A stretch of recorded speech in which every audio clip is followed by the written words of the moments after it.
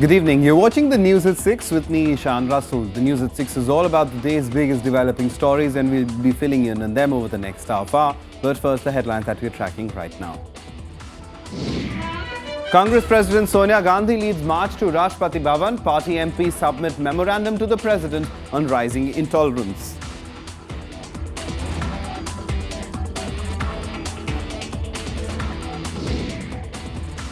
Where is the intolerance? Asks Finance Minister Arun Jaitley, accuses protesters of harbouring nefarious designs. Campaign ends with the fifth phase of elections in Bihar. 57 seats go to the polls on the 5th of November. Underworld Don Chota Rajan likely to be deported to India tonight. CBI plans to question him in Delhi first.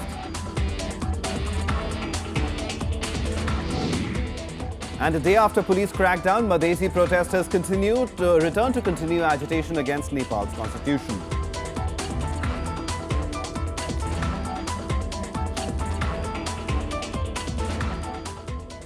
The top story this evening, Congress President Sonia Gandhi led her party's leaders in a march to the President's house today. The party was protesting what it says is growing intolerance under the BJP-led government. All senior Congress leaders, including former Prime Minister Manmohan Singh and Party Vice President Rahul Gandhi, marched to Rashtrapati Bhavan and submitted a memorandum to President Pranab Mukherjee. कुछ खास संगठन और लोग जो या तो सरकार से जुड़े हैं या फिर मोदी जी की सरकार में शामिल है, भारत की बहुरंगी संस्कृति, मूल विचारों और इसके सिद्धांतों पर हमला कर रहे हैं। इंटॉलरेंस को खूब बढ़ावा दिया जा रहा है। कांग्रेस पार्टी ऐसी शक्तियों से पूरी ताकत के साथ मुकाबला करेगी। People are being lynched and being killed, and the Prime Minister is silent, does not believe that it is necessary for him to say a word. People have given up their prizes, and the Prime Minister and his Finance Minister believe that nothing is going on in the country. They think everything is fine. This is the heart of the problem, is that they believe in an ideology which is simply not tolerant. The Congress leaders also accused the Prime Minister of being least concerned with the events taking place in the country, carrying placards that said that the party will fight communalism at every step. Congress leaders also said that no attempt should be made to disrupt the unity of the country. In the memorandum, the party has said that a sinister campaign was being unleashed in the country to create social and communal tension. यहाँ शिकायत नहीं है, एक पीड़ा है। ये एक पीड़ा है, ये इस देश की पीड़ा है, हमारे देश की आत्मा की पीड़ा है।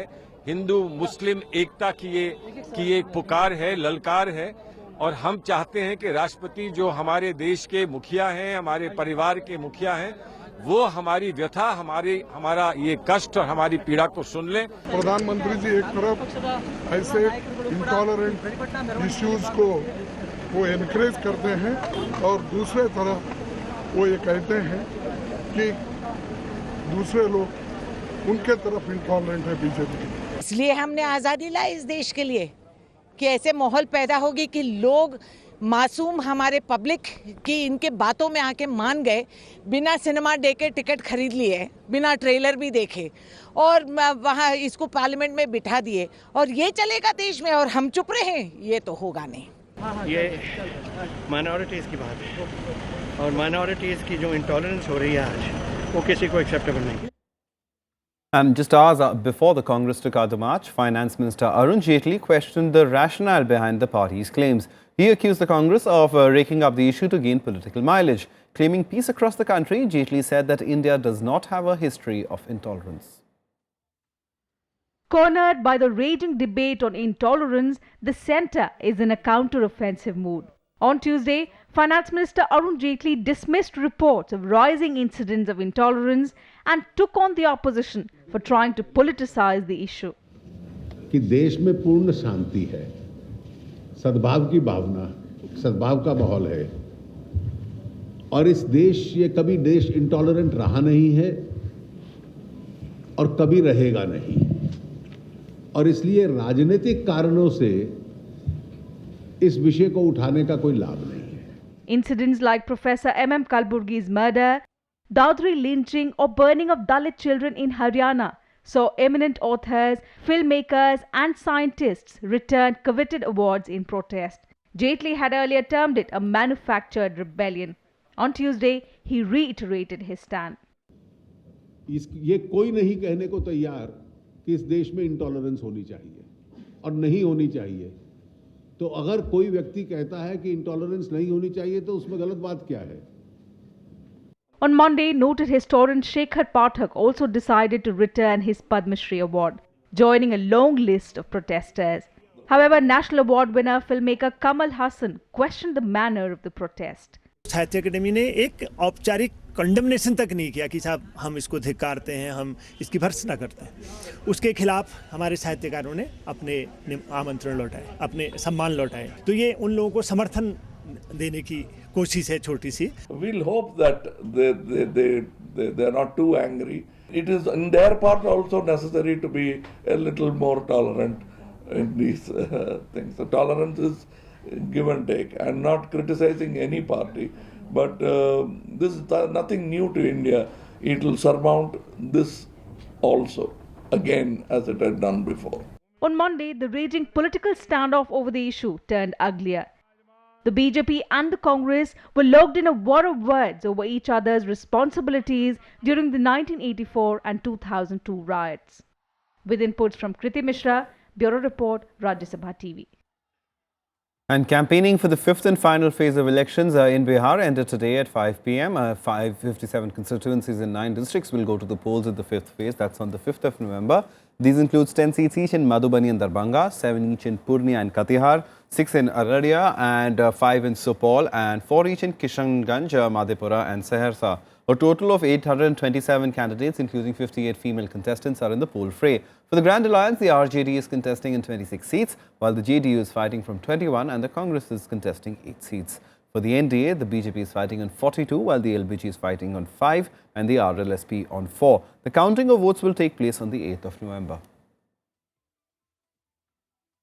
And let's go across to our correspondent Vishal Daya, who's been tracking these Bihar elections for indeed a long time. He's in Purnia right now. Vishal, campaigning finally coming to an end. It's been a long campaign. I'm sure, apart from you, even the political leaders must be exhausted. But them, I'm sure, gave their all before campaigning ended today.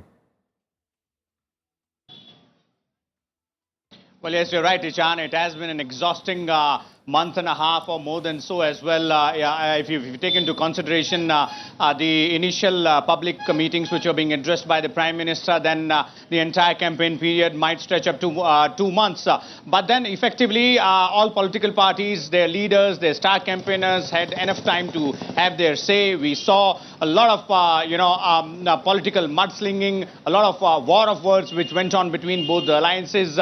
And in the last few days, this went on to a new pitch wherein both sides were accusing each other of several incidents which happened during their regime, either in states or at centre in the past. So obviously this was sort of a no holds barred sort of election campaign wherein nothing was prohibited by the political leaders while throwing accusations at their opponents.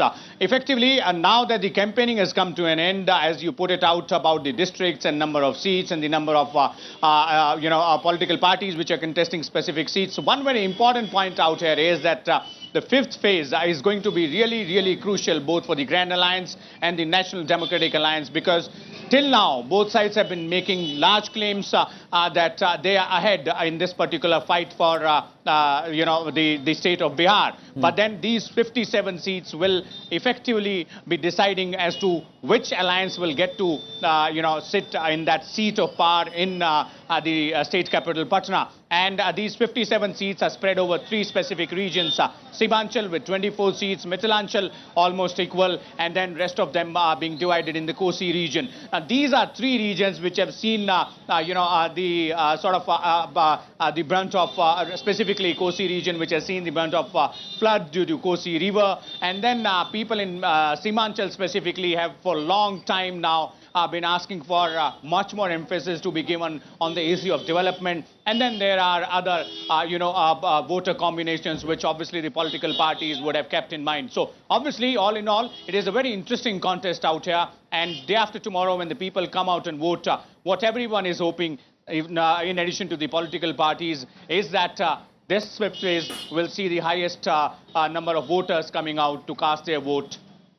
All right, each phase turning out to be more crucial than the other. Vishal Daya, thanks very much, keeping a tab of all those developments as they happen in Bihar.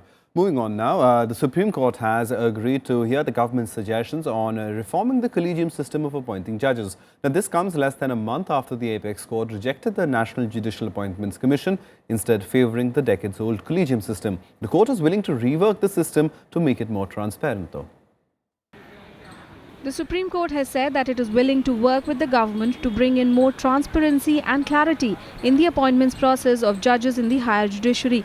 The government has put up several suggestions before the court to fulfill this goal. In its suggestions, the government wants to set up a secretariat for screening applications and nominations to the collegium. The government also wants fixed eligibility criteria that must be made public. The government has also proposed the setting up of a complaint redressal mechanism. The process of evolution of the collegium system is under consideration, and we made several suggestions which included how to make the system more transparent, how to have defined eligibility criteria, how to have a permanent secretariat to look after the collegium functioning so that more and more detail could be available on the public domain. The Honorable Supreme Court has appointed Mr. Datar and Madam Pinky Anand to collect the suggestions from the members of the bar and other persons who want to make the suggestions. And those suggestions will be complied under 4 parameters which have been laid down by the Honorable Court. A 5-judge constitution bench will hear the listed arguments on November 5th, the date of the next hearing. While striking down the 99th Constitutional Amendment Act and then NJAC Act, the Apex Court had accepted there was a need to bring more transparency and improvement in it. With inputs from Vipin Chauhan, Bureau Report for Rajya Sabha TV. Let's now take a look at other national news and updates nationwide. The Supreme Court today dismissed the plea of DMK leader Kanimuri for quashing of charges against her in the 2G spectrum allocation scam. The Apex Court also modified its earlier order and allowed the accused to move to Delhi High Court only against the final verdict in the 2G case. 3 Naxals were killed today in a gun battle with security forces in Chhattisgarh's Sukma district. A joint team of an elite CRPF wing, Cobra, the Special Task Force and the state's District Reserve Group was out on an anti-Naxal operation when they got into the gunfight. After the gunfight, besides the bodies of the Naxals, 2 weapons were also recovered. A Delhi court today awarded life imprisonment to Uber cab driver Shiv Kumar Yadav, accused of raping a woman in his car last year. In its ruling, the court said that the brutal crime had been committed and a strong message needed to be sent out.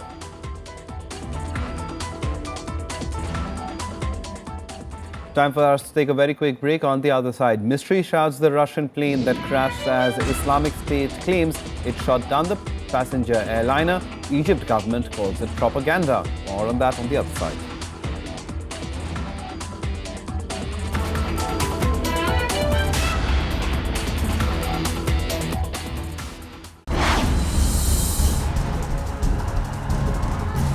The poll juggernaut rolls out in Bihar. Modi's NDA takes on Nitish's Grand Alliance. Who will win this most important election battle since 2014? Watch Verdict 2015, Monday through Saturday on Rajya Sabha television.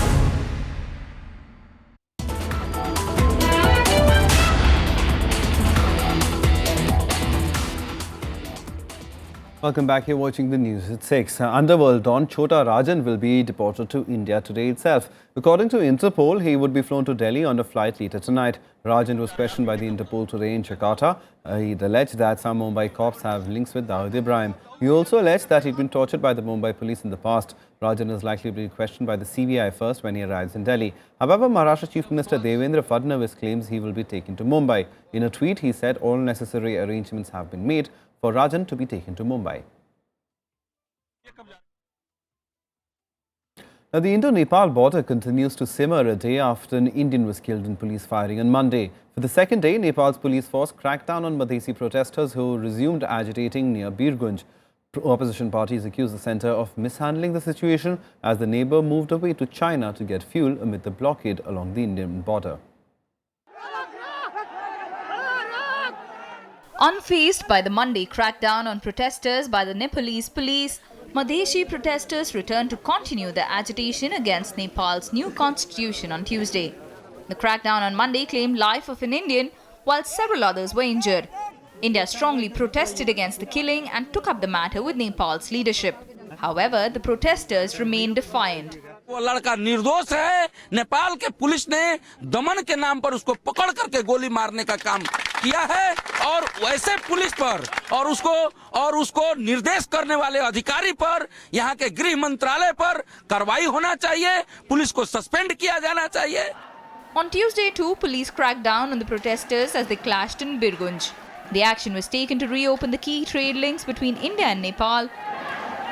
The protests have left Nepal in acute shortage of fuel and other essential items. With no headway in talks with the Madheshi community, trucks from Nepal refueled at the China border. त्यो अनुदानको petrol उठाउनको लागि हामीले 13औं नाकाबाट उठाउने नेपाल सरकारले निर्देशन दियो र हामीले सुरुमा 12 वटा गाडी पठायौं, त्यो पछि 4 वटा पठायौं, आज गाडी 22 वटा गयो. Meanwhile, back home, the centre is facing sharp criticism from the opposition for failing to tackle the crisis and maintain good relations with Nepal. कल प्रधानमंत्री नेपाल के बगल में थे, मधुबनी में, दरभंगा में. एक बार भी प्रधानमंत्री ने जिक्र तक नहीं किया, उनको जानने की फिक्र तक नहीं हुई. भारत उच्च आयोग ने कोई अभी तक पहल नहीं की है कि बिहारियों का क्या हाल हुआ है वहां वीरगंज में. वहां अनिश्चितकालीन कर्फ्यू लगा हुआ है. पहली बार हिंदुस्तान में आजादी के बाद नेपाल के साथ संबंधों में इतनी गिरावट आई है. नेपाल के अंदर जो भी हो रहा है बहुत ही दुर्भाग्यपूर्ण, और हम चाहते हैं भारत और नेपाल का रिश्ता जो है दो जुड़वे भाइयों के बीच में रिश्ता. Meanwhile, the Nepal government slammed the ongoing protest. The new PM KP Oli assured that his government will not tolerate activities directed against national interest. Bureau Report, Rajya Sabha TV. Now, Vice President Mohammad Ansari reached Bali from Jakarta on the second leg of his 4-day visit to Indonesia. Addressing captains of industry just before leaving Jakarta, the Vice President reiterated the massive potential in the economic relationship that remains to be tapped. A visit to the Indonesian Parliament in Jakarta was the first thing on Vice President Hamid Ansari's itinerary on Tuesday. The Vice President himself, the chairman of the upper house of Parliament, met speakers of both houses. His next stop, the Indonesia-India Business Forum, where the Vice President addressed captains of industry from both countries. The forum is an Indian embassy's initiative to bring together Indian CEOs, entrepreneurs and professionals. The Vice President cited the India auto and services sector among several others that can make inroads into Indonesia to harness and realize potential. I urge the Indonesian companies to explore these opportunities of investing in infrastructure and manufacturing sectors in India, particularly in downstream manufacturing sectors like coal, palm oil and rubber, which are exported to India in large volumes. India-Indonesia trade stands at $20 billion, far less than its potential, since Indonesia is our second largest trading partner in ASEAN. Delegates say that the expansion process has been slow but is moving. On Tuesday afternoon, Dr. Ansari arrived in Bali for what's termed the cultural leg of his Indonesia visit. He leaves for Brunei on Wednesday. Weber Verma's report for Rajya Sabha Television. Now, Egypt today warned against damaging reports claiming the Islamic State's involvement in the aircraft. In fact, Egypt's President Abdul Fattah al-Sisi said that the reports were not based on proper facts. Conflicting claims are playing out on Saturday's Egypt air crash that killed all 224 people on board. Islamic State militants claim they shot down the plane, but Egyptian President Abdel Fattah al-Sisi dismissed it as propaganda. Sisi said it was too early to determine the cause of the crash. He said the Islamic State is trying to threaten the stability of Egypt, but the government is equipped to deal with the threat.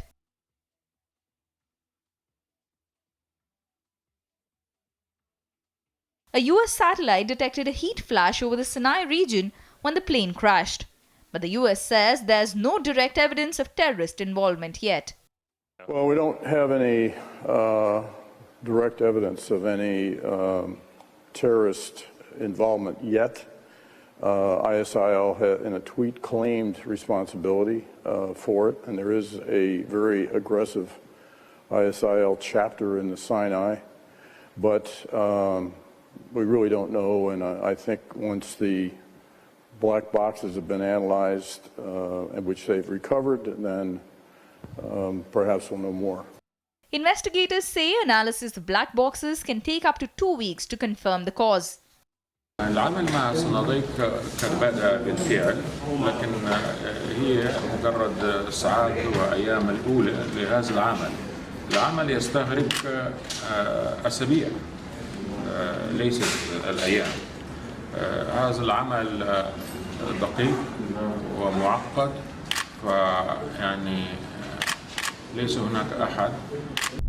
However, the Russian airline ruled out any technical fault or pilot error. It blamed external influence instead. The Airbus 321 is thought to have broken up mid-air on Saturday. Meanwhile, the bodies of the victims are being identified in St. Petersburg. Bureau Report, Rajya Sabha TV. Let's now take a look at some other international news in Global Buzz. Pakistan on Monday banned media coverage of militant groups like the Jamaat-ud-Dawa. In effect, it is acknowledged for the first time that since the Mumbai attack that terror mastermind Hafiz Saeed outfit was a wing of the Lashkar-e-Toiba. The notification announcing the ban on coverage by TV channels and FM radio includes the Lashkar-e-Toiba, Jamaat-ud-Dawa, Falai-e-Insaniyat Foundation. A US defense official said that the US Navy plans to conduct patrols within 12 nautical miles of artificial islands in the South China Sea. US Deputy National Security Advisor Ben Rhodes said that there will be more demonstration of the US's military commitment to the right to freely navigate in the region.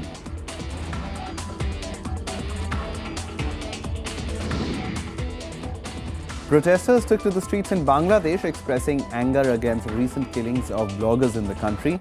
Militants have been targeting secular writers in the country as a fallout of the government's crackdown on their outfits. 4 secular bloggers have been hacked to death for their critiques on Islamist militancy.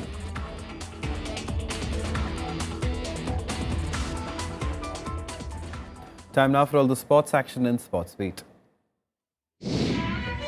IPL's Chief Operating Officer Sundar Raman has stepped down from his post. He tendered in his resignation during a meeting with BCCI President Shashank Manohar in Nagpur. He is under investigation for his alleged role in the 2013 IPL corruption scam and is scheduled to appear before the Lodha Committee later this month.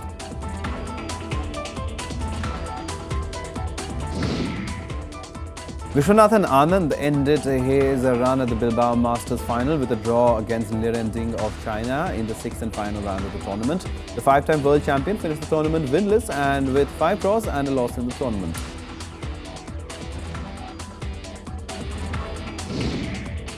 Chelsea manager Jose Mourinho has been given a one-match stadium ban with immediate effect. He's also been fined £40,000 by the Football Association.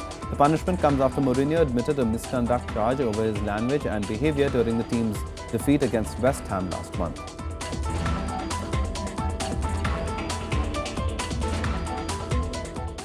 That's all from us. Goodbye.